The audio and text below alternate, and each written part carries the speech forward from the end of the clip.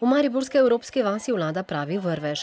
Učenci iz kar 35 podravskih osnovnih šol v 27 jezikih nagovarjajo obiskovalce, jim ponujajo kulinarične dobrote, predstavljajo običaje in znamenitosti ter se ob tem neizmerno zabavajo. Če vidite, kdo je Božiček, ne?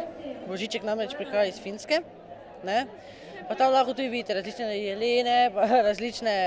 Pač lepo je, meni je Finska nasploh všeč, ne?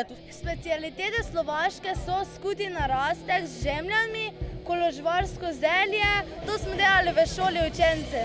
Kaj je zanimivega v Litvi?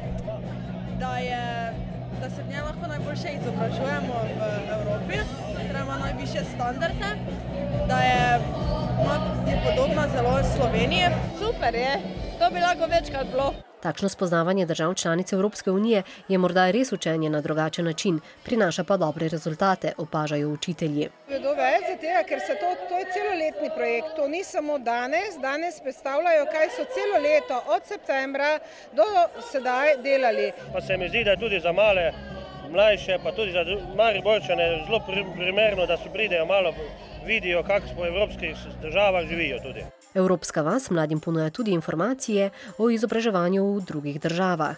Te izkušnje in seveda znanja, ki jih mladi pridobijo v tujini, zelo pripomorejo k njihovi boljši zaposljivosti in seveda bolj konkurenčnemu življenjepisu. Evropa ni več tujina, Evropa je naš dom. To je bilo res občutiti v opisani mariborski evropski vasi, kjer se je vsak počutil kot doma, k čemur gotovo pripomore tudi vsakoletni mednarodni projekt.